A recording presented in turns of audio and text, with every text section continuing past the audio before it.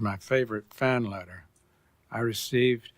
I opened it up, and there was a marijuana cigarette glued to a piece of cardboard and a photo of a very delightful-looking young girl.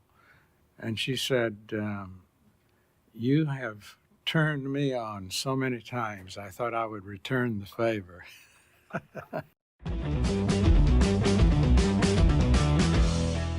He was born Jackson DeForest Kelley, named after electronics engineer Lou DeForest, on January 20, 1920, in Atlanta, Georgia, to a Baptist minister father whose church was in Conyers, Georgia. Kelley revealed musical talent early on and frequently sang in morning church services. Originally intending to become a doctor, he gave up that idea when it became clear that the family couldn't afford to send him to medical school. So, with his mother's encouragement, he would try out singing on local radio shows. This would lead to an engagement at the Paramount Theater in Georgia. "She used to take me down to the radio stations and amateur shows," he told the Atlanta Constitution in 1947. "She would make me sing, insisting, 'You can do it.'"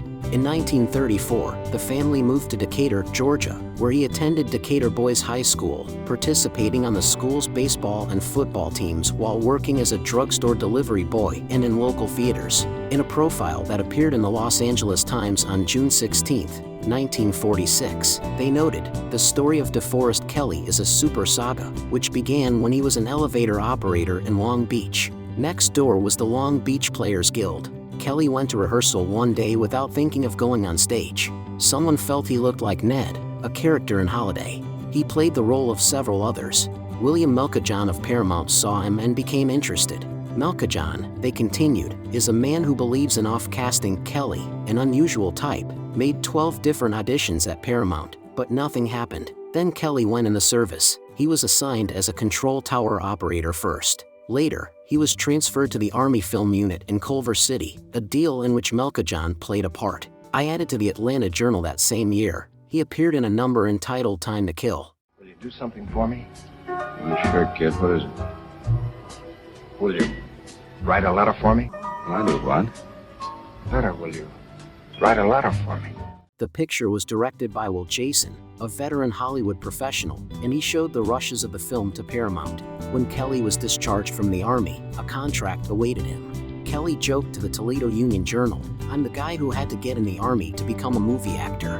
In between all of this, it should be noted that while he was at the Long Beach Players Guild, he met actress Carolyn Dowling, who had a part in a play he was in.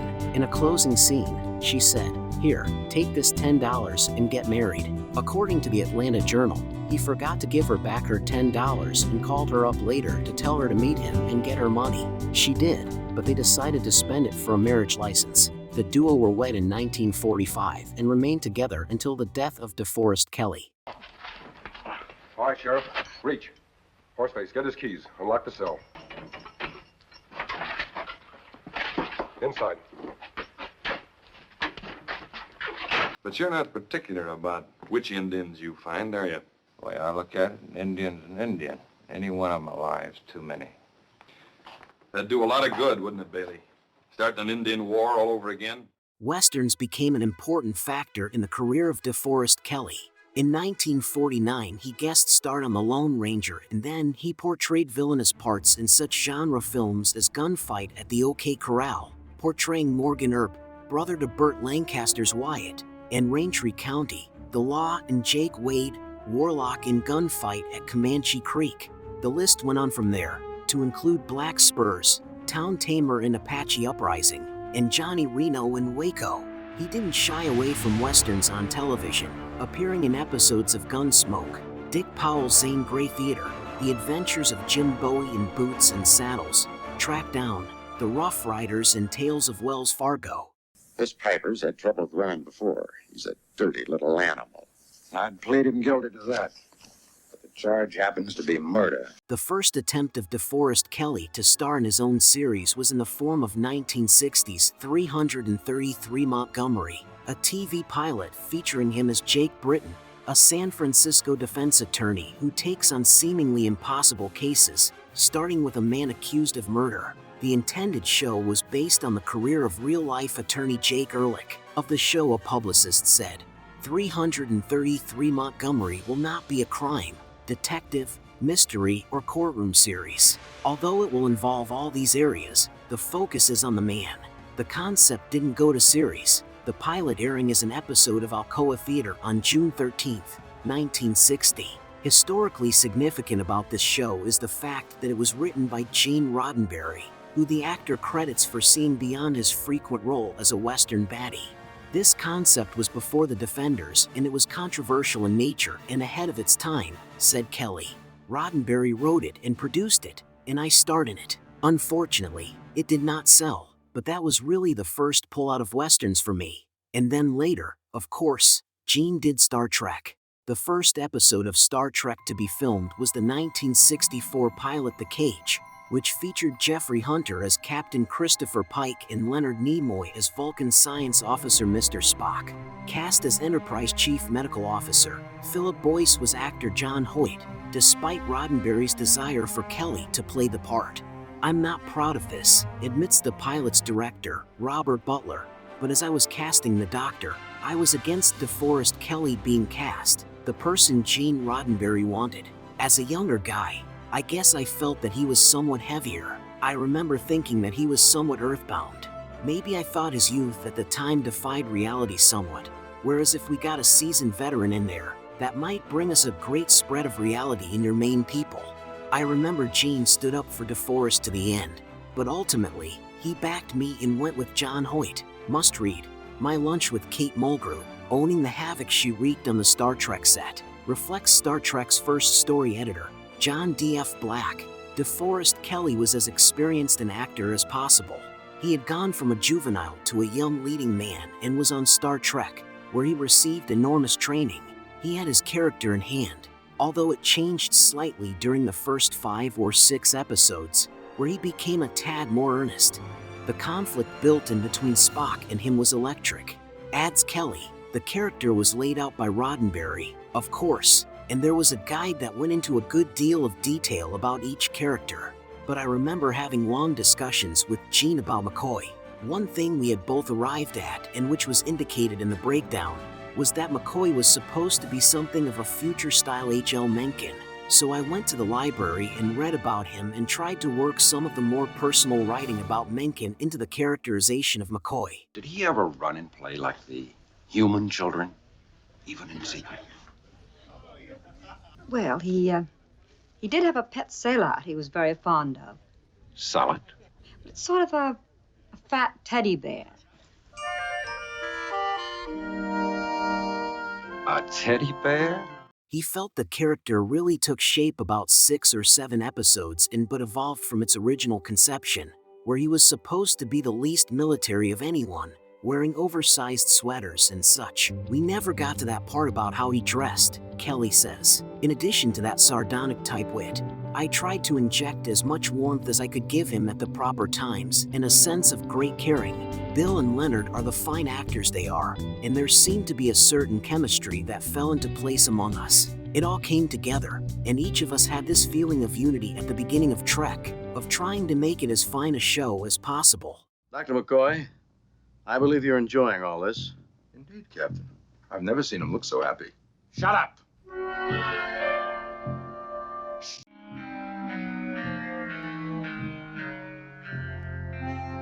Well, what do you know? I finally got the last word. In simpler language, Captain, they drafted me. They didn't. This was your idea.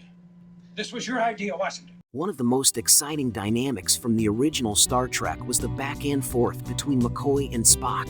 The Spock-McCoy situation is a thing that started with a tiny moment, he reflects. It was just a line that he threw at me, and I, in turn, threw it back in a certain manner. Nobody thought much about it at the time, but when it hit the screen, it created an uproar. So they started to build on it and put more of that in. We all gave much input to our characters, but Gene Roddenberry laid them out for us initially and tried to keep us on track. Well, it worked, with the actor becoming an integral part of Star Trek, connecting with the audience significantly. Mark Altman, co-host of the famous Star Trek podcast Inglorious Treksperts and showrunner of the upcoming TV series Deathlands, points out, There may have been a lot of abuse between the cast of the original series, but none of that was ever directed at DeForest Kelley. His fellow universally beloved him castmates and got along with everyone. He was also someone the fans adored, and it's not hard to see why. He loved his fans, and that mutual love played no small role in that. Beginning with season 2, he found that his billing on the show had changed. DeForest Kelley was almost like a neglected stepchild on Star Trek, points out pop culture historian Jeffrey Mark. NBC and Desilu promoted Bill Shatner and Leonard Nimoy because their parts were larger,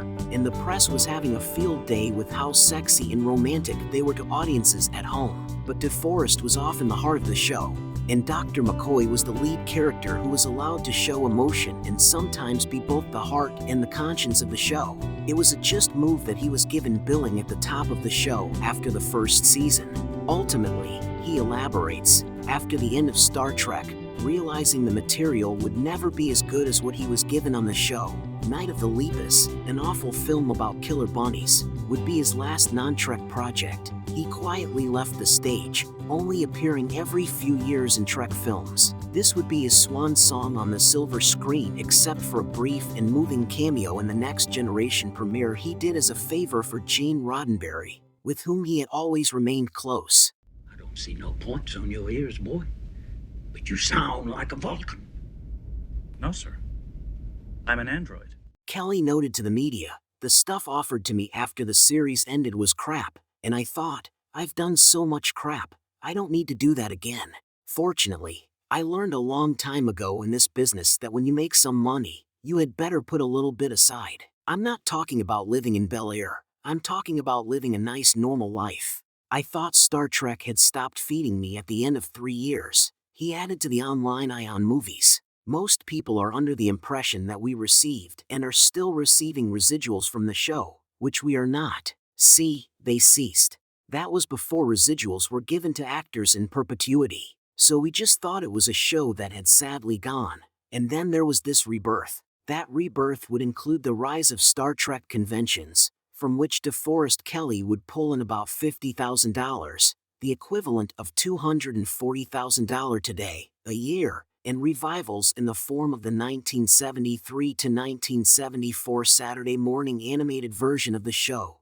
Director J.J. Abrams would relaunch the franchise on the big screen in 2009 with a new cast portraying the classic characters, including Chris Pine as Kirk, Zachary Quinto as Spock, and Carl Urban as McCoy. Carl Urban's McCoy, says Altman, is a love letter to Kelley. It's a warm embrace of the iconic character DeForest created and reflects Urban's deep passion for the franchise. In 1991, DeForest Kelley was awarded a star on the Hollywood Walk of Fame and, in 1999, a Golden Boot Award for his contributions to the Western genre on both the big screen and the small. As noted, he and wife Carolyn were together until the end, which came for him on June 11, 1999, at age 79, of stomach cancer.